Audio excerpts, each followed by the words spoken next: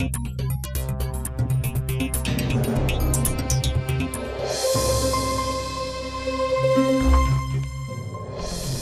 Premier ministre du Burkina Faso était ce matin au palais présidentiel, ici à Abidjan. Il a été reçu par le président Ouattara pour une séance de travail. Paul Kaba-Tieba veut s'inspirer de l'expérience de la Côte d'Ivoire pour le financement de son plan national de développement.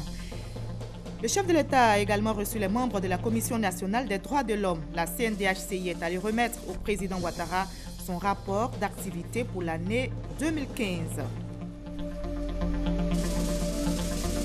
Et nous aurons un dossier dans ce journal. Nous parlerons de la surpêche et de ses conséquences. Comment faire sortir la Côte d'Ivoire de la dépendance en matière de consommation de poissons. Comme solution, le pays s'emploie à développer l'aquaculture. Nous verrons cela dans ce journal avec notre reporter Victorine Yaouyoboué. Nous sommes le 11 novembre aujourd'hui, jour férié en France pour commémorer l'armistice en 1918. L'armistice qui marque la fin des combats de la Première Guerre mondiale, la victoire des Alliés et la défaite totale de l'Allemagne.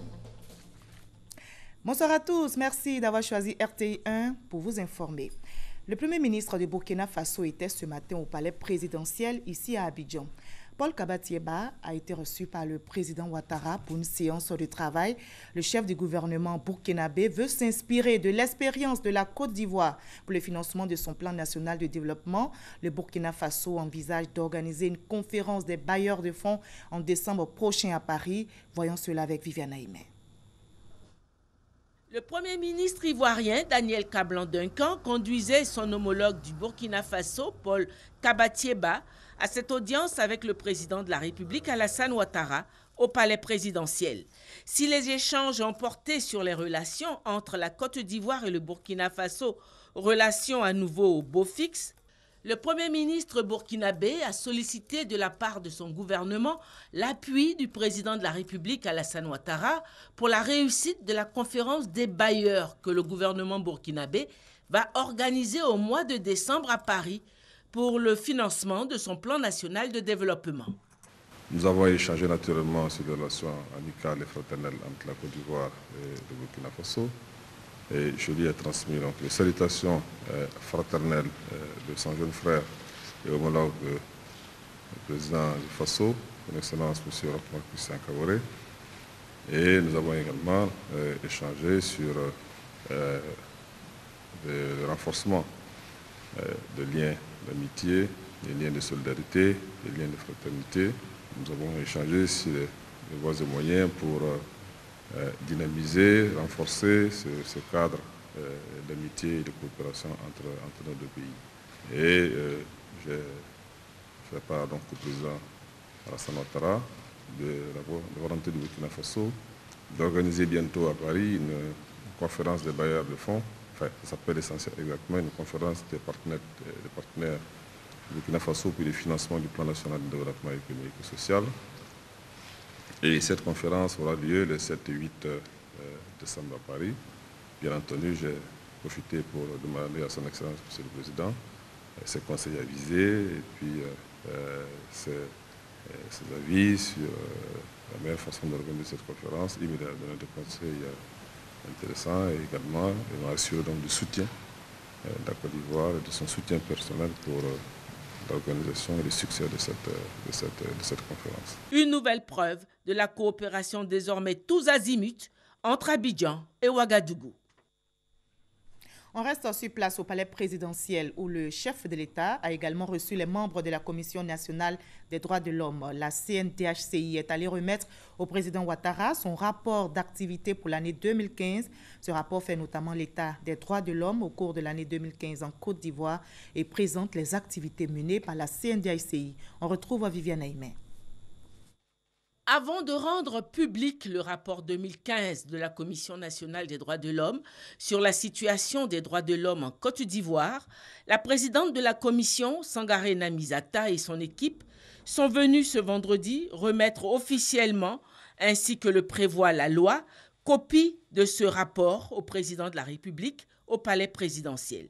Présents à cette audience aux côtés du président de la République, les ministres Paulette Badjo-Ezouou des droits de l'homme et des libertés publiques, Marietou Koné de la solidarité, de la cohésion sociale et de l'indemnisation des victimes, Sansan Kambilé, garde des Sceaux, ministre de la Justice.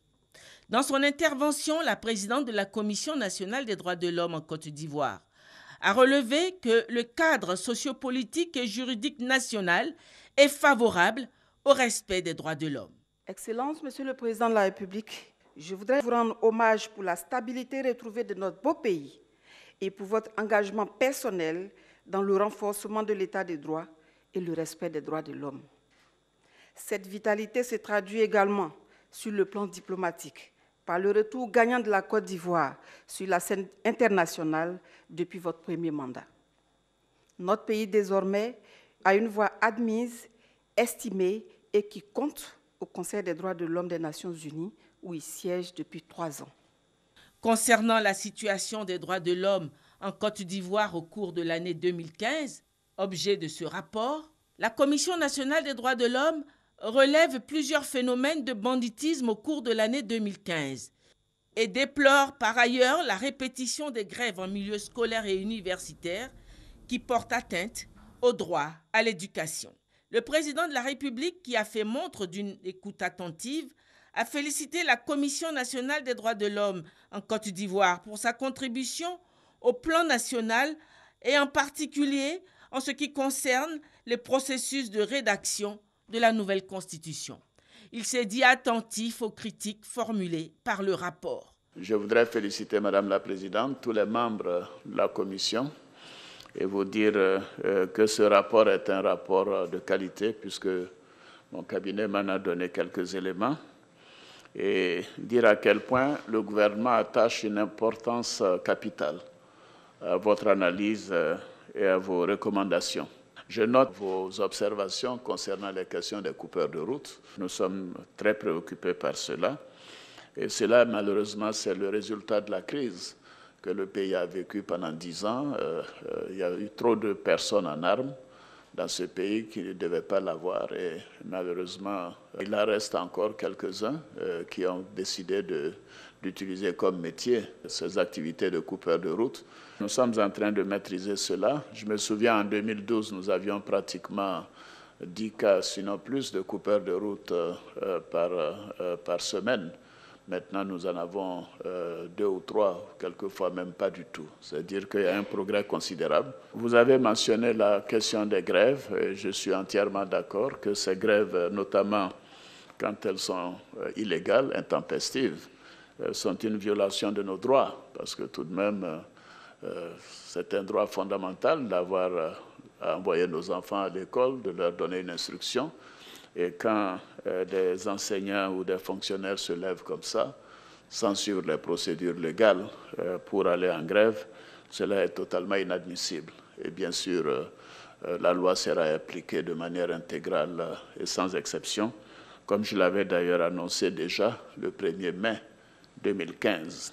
Et donc, les uns et les autres ont le droit de grève, mais il faut suivre les procédures définies par la loi, et ceci a été bien établi. Et je m'en souviens que c'était quand j'étais Premier ministre, en 1992, que nous avons défini ensemble avec les syndicats le droit et les procédures à suivre pour aller en grève. La Commission nationale des droits de l'homme voit son audience grandir de plus en plus au sein de la population. Le nombre de requêtes qui lui sont adressées est passé de 74 requêtes en 2015 à 244 requêtes en 2016. Face à sa demande d'un renforcement de ses capacités opérationnelles, le président de la République a donné son total accord. L'ancien ministre de la Culture du Qatar est candidat au poste de directeur général de l'UNESCO. Ahmad bin Abdelaziz Al-Kawari sollicite le soutien de la Côte d'Ivoire pour cette candidature. En visite donc à Abidjan, il a été reçu, comme vous le voyez dans les images, par le Premier ministre Daniel Kablan-Duncan. Rappelons que le mandat de l'actuelle directrice générale de l'Organisation des Nations Unies pour l'éducation, la science et la culture, la Bulgare Irina Bokova, expire l'année prochaine, c'est-à-dire en 2017 donc. Et avant cette rencontre avec l'émissaire du Qatar, hier, le Premier ministre a procédé à l'inauguration de l'Université internationale de Côte d'Ivoire, future antenne de l'Université Clermont-Ferrand d'Auvergne à Abidjan. Les locaux sont déjà fonctionnels et comme formation proposée, on a les sciences économiques et de gestion, les sciences informatiques et les TIC. Alexis Ouedraogo. Il y a 2 ans, l'Université Clermont-Ferrand d'Auvergne manifeste son intention de créer des antennes dans certaines capitales africaines. La Côte d'Ivoire saisit la balle au bond. Le projet est porté par Awa Théophile, professeur à l'Université Félix Houphouët-Boigny et directeur de cabinet du Premier ministre. Depuis 2012, l'Université de Clermont-Ferrand est en matière économique la première université française. Dans l'esprit du projet, cette université en Côte d'Ivoire sera à terme donc une antenne de l'université d'Auvergne.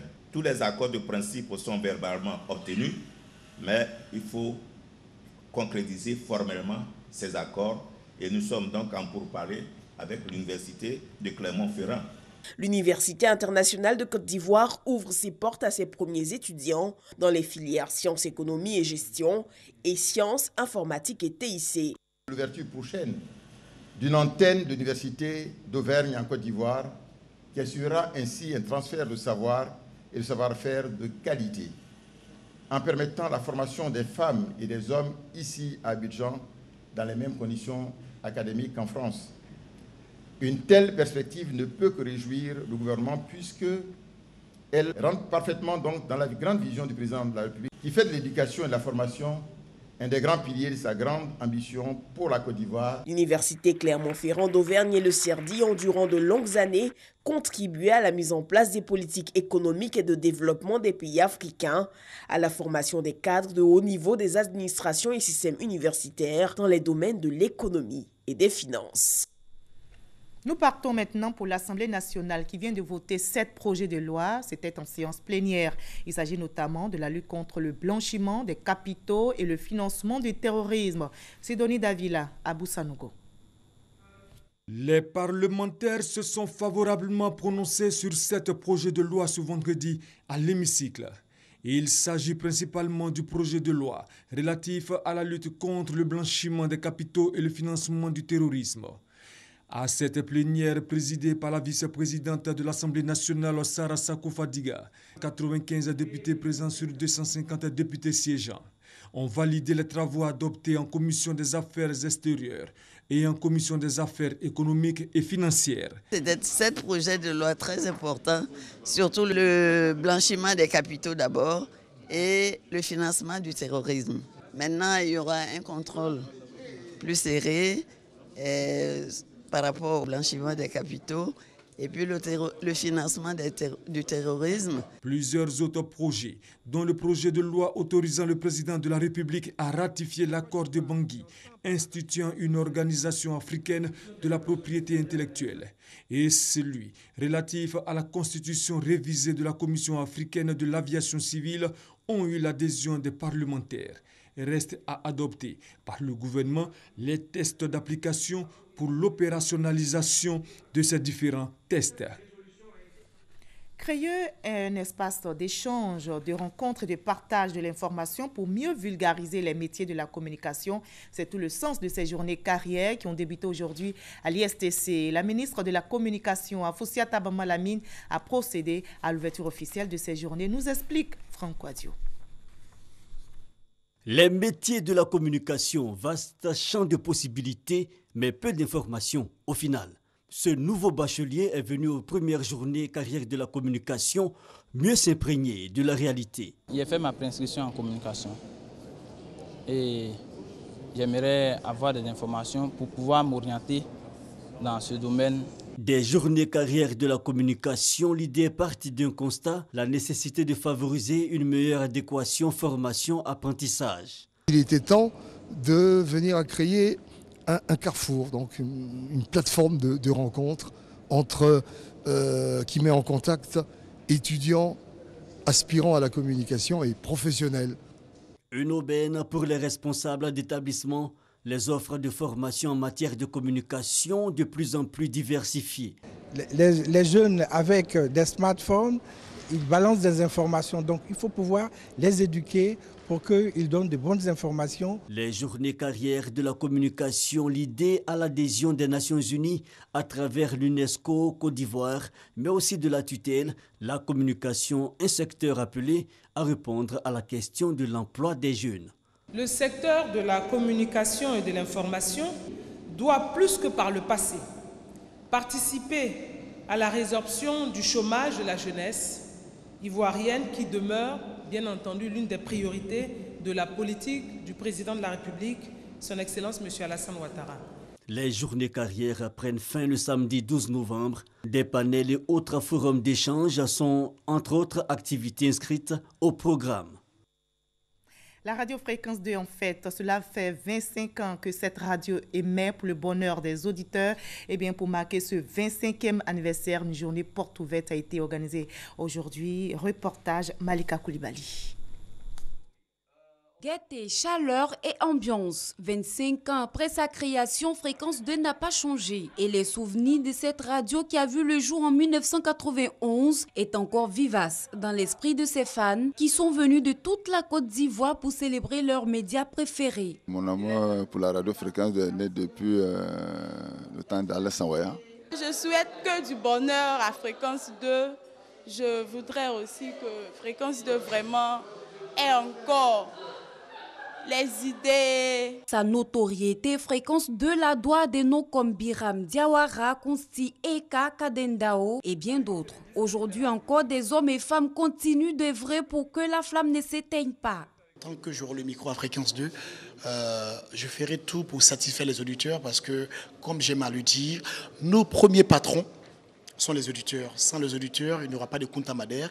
Sans les auditeurs, il n'y aura pas de Fréquence 2. 25 ans et un beau parcours. Avec la floraison des radios en Côte d'Ivoire, Fréquence 2 continue de résister. Ses responsables ambitionnent même de gagner du terrain. Des programmes attrayants, des animateurs de talent, nous en avons. Et aujourd'hui, c'est vrai qu'avec le paysage audiovisuel, nous avons connu quelques difficultés en termes de positionnement et en termes de part de marché. La lutte aujourd'hui, c'est reconquérir donc tout le territoire ivoirien. Nous avons des avantages non négligeables. Nous sommes, je pense, la seule FM en Côte d'Ivoire à couvrir la Côte d'Ivoire. Les 25 ans de Fréquence 2, c'était, outre cette journée porte ouverte, des émissions grand public décentralisées, en direct comme ici à la place CP1 de Yopougon. On en arrive à notre dossier de ce 20h consacré à la surpêche et à ses conséquences. Comment mettre fin à la dépendance de la Côte d'Ivoire en matière de consommation de poissons. Comme solution, le ministère des Ressources animales et halieutiques a développé l'aquaculture. Mais quels sont les résultats sur le terrain? Élément de réponse avec Victorine Yaoyopoui. Jérémy Kwasi, ingénieur agronome de son état, mène parallèlement l'activité d'aquaculteur. Sa ferme piscicole est située à Zagui, localité distante de 40 km d'Abidjan, la capitale économique au sud de la Côte d'Ivoire. Sur le site de plus de 10 hectares, plusieurs étangs barrages, des bassins piscicoles qui tirent leur source d'un cours d'eau. Alternant pisciculture intensive et semi-intensive, Jérémy élève ainsi des tilapias, des silures, des mâchoirons et des camerounes dans leur milieu naturel. Ici, en fait, c'est une exploitation d'EVA. Et à l'intérieur, il y a des flancs d'eau, des petits marigots qui traversent la plantation. Donc nous avons décidé d'exploiter ces espaces-là pour produire du poisson. Et l'option que nous avons prise, c'est de produire du poisson de façon naturelle. Avec donc l'apport de tout ce qui est alluvion par les rivières et tout ce qui vient donc par les eaux de pluie. Et nous apportons donc un complément alimentaire. Donc ça, c'est un élevage semi-intensif. Pour atteindre ce résultat, il a fallu 3 ans de dur labeur et plus de 15 millions de francs CFA d'investissement. L'aquaculteur ambitionne de produire 80 tonnes de poissons par an.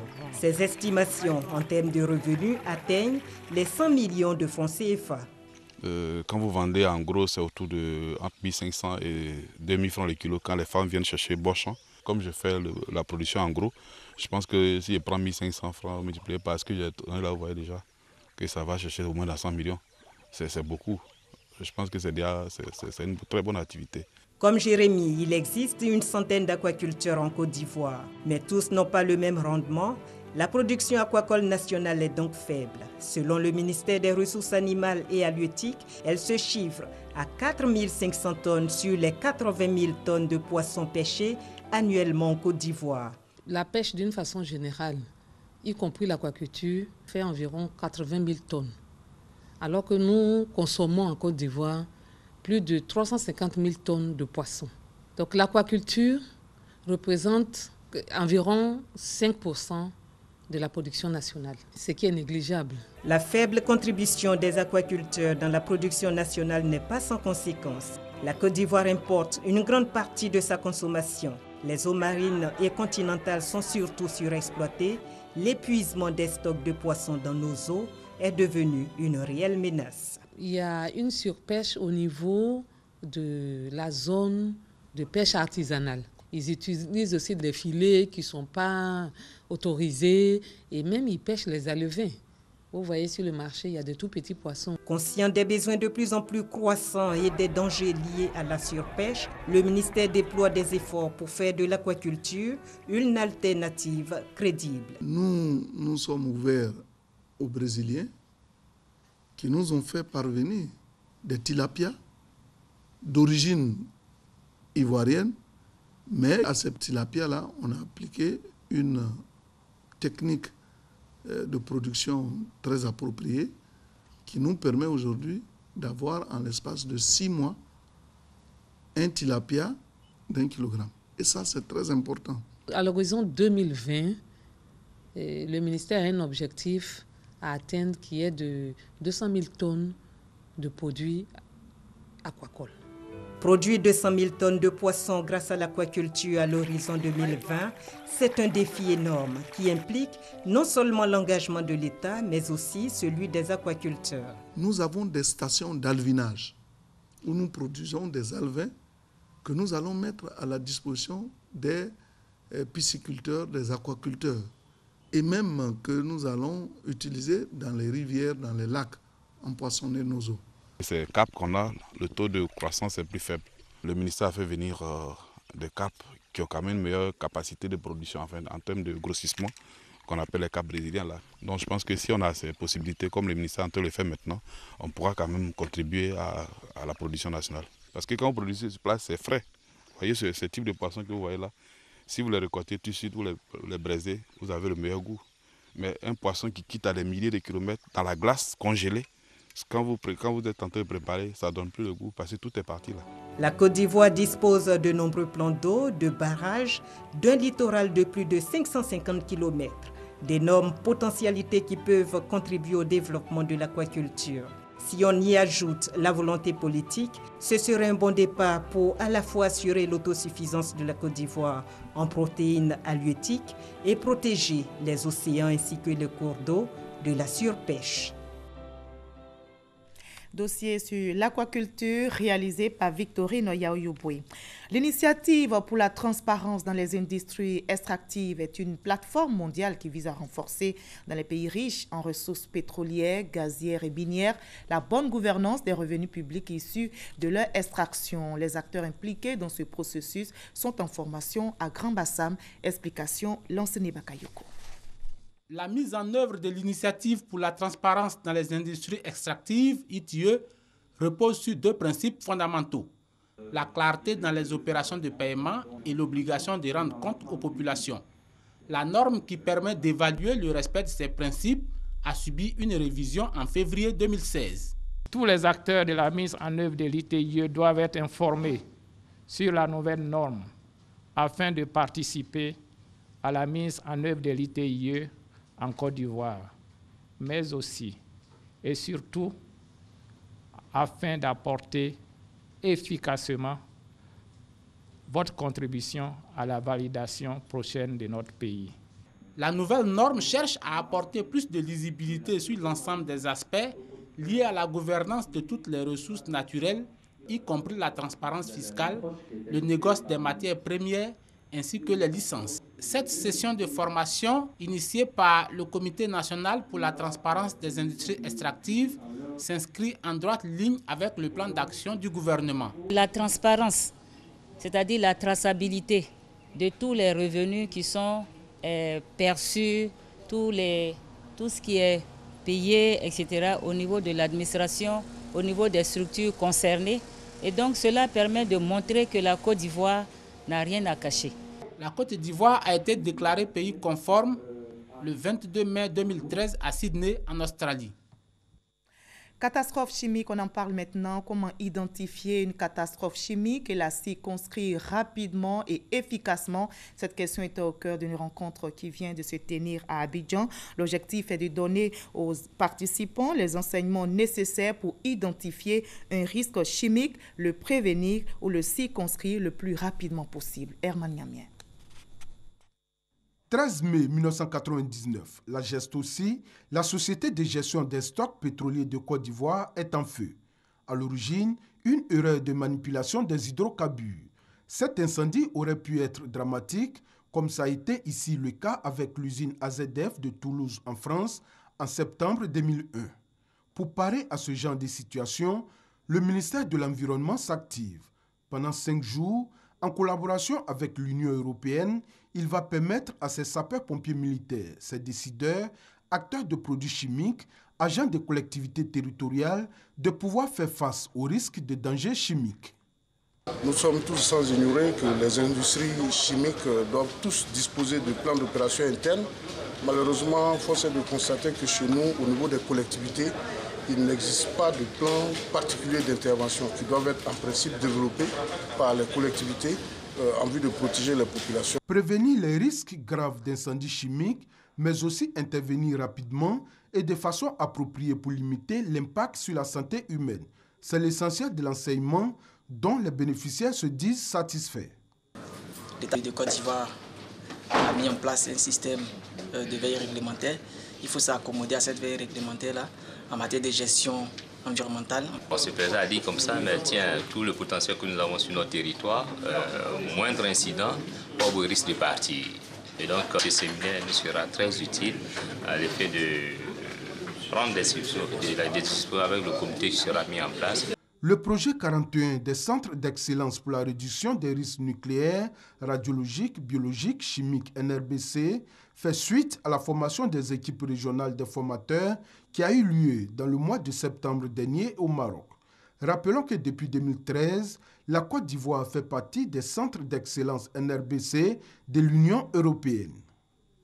Et la GESTOSI qui peut maintenant faire face à tous les dangers. La Société de gestion des stocks pétroliers de Côte d'Ivoire a effectué un exercice incendie. Il s'agit pour l'entreprise pétrolière de tester l'efficacité de son organisation sécuritaire, sa réactivité en cas de sinistre grave et les moyens et matériels de lutte contre l'incendie.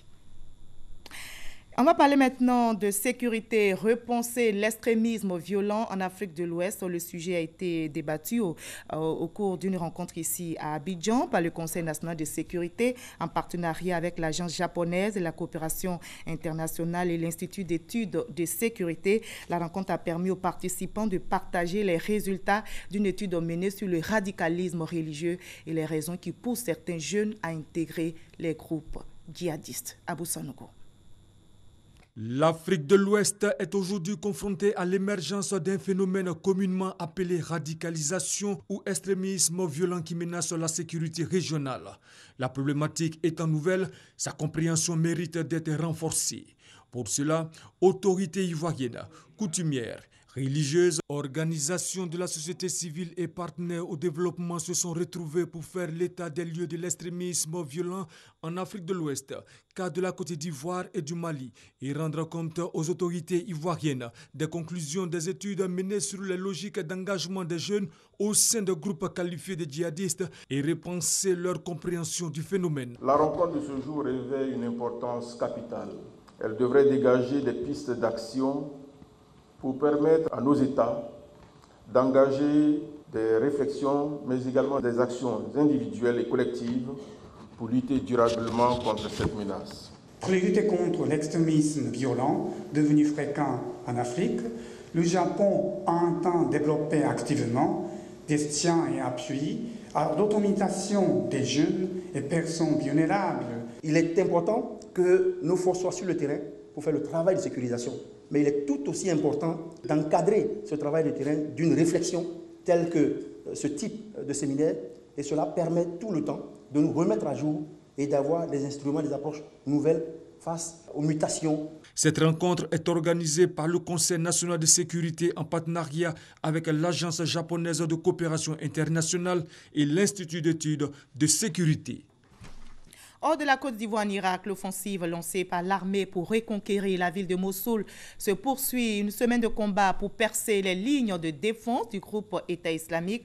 L'armée irakienne et ses alliés font face à une résistance de l'organisation de l'État islamique qui ne veut pas lâcher prise. Cette offensive pour reconquérir la deuxième grande ville d'Irak est en train de tourner au cauchemar, selon un responsable de l'armée irakienne.